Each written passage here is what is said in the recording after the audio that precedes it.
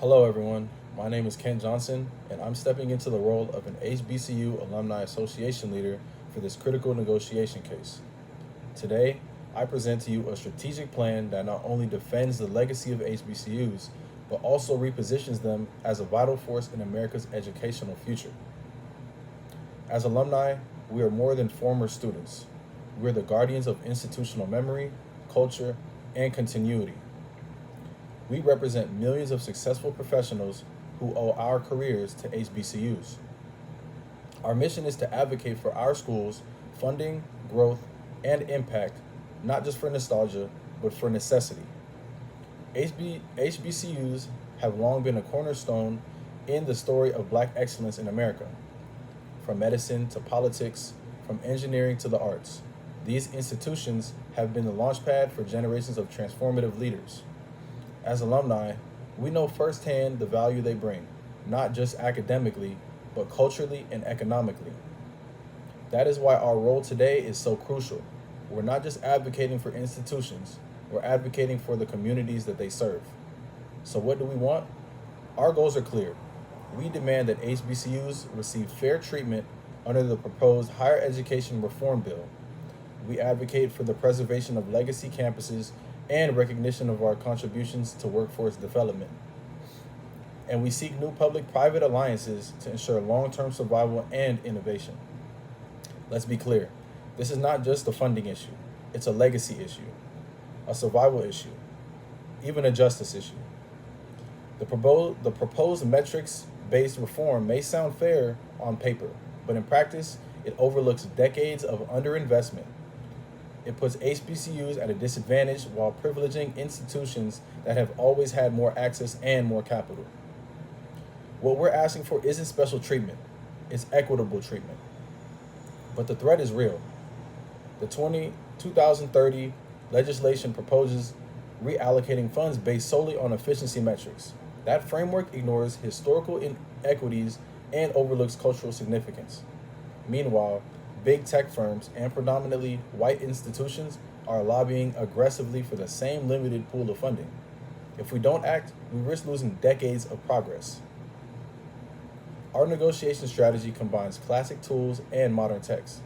Our BATNA, best alternative to a negotiated agreement, is leveraging alumni giving, endowments, and corporate allies. We will frame HBCUs as innovation hubs, not charity cases. And we will engage in law ruling by supporting workforce-aligned reforms in exchange for protecting legacy funding.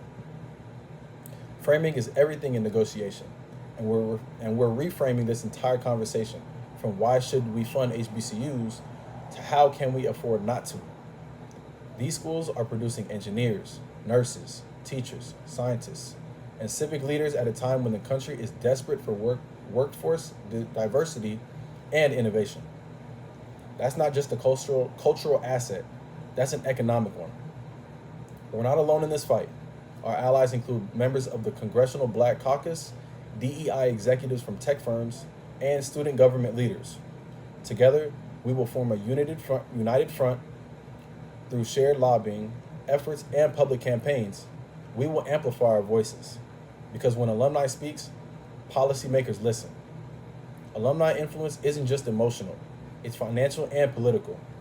Our networks span industries, states, and voting blocks. When we organize, we shape policy outcomes. By working with student leaders and DEI executives, we bridge generations and sectors. That makes our coalition one of the most well-rounded and motivated in this debate. Our messaging is targeted and powerful. To Congress, we say HBCUs are engines of upward mobility and diversity in the workforce. To tech, we say collaborate with us, not over us. To the public, we remind them that HBCUs have always done more with less. Imagine our impact with equity. We're pushing for three key outcomes: stable federal funding, alumni involvement in policymaking, and meaningful tech partnerships that benefit our students. These goals are ambitious but attainable with strategic negotiation and coalition support. So, what can we do? Support our coalition's proposals, connect with your networks, demand accountability, The fight for HBCUs is about more than education. It's about equity, access, and the future of our communities. I challenge each of you to think about what kind of educational future you want to be a part of. One that requires only the already powerful, or one that uplifts and invests in historically black institutions that have always done the work with fewer resources. This negotiation isn't just about preserving tradition, it's about creating pathways for the next generation of thinkers, dreamers, and doers. So thank you for your time. I welcome your feedback and look forward to building a future where HBCUs continue to thrive and lead.